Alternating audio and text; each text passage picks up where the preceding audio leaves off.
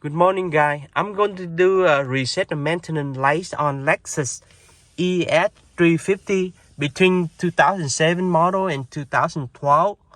It's just got an oil change. It's absolutely mobile one, full synthetic. So what I'm going to do is fresh the technician on without start.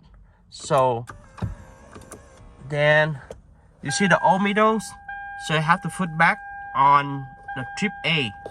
So press and hold it when you turn it up.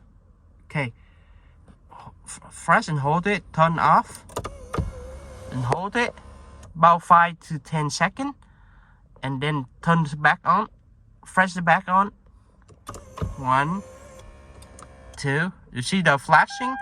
That means they reset the maintenance light already reset. So yeah, if you guys like it, give me a thumb up and subscribe below. I appreciate it. Thanks for watching.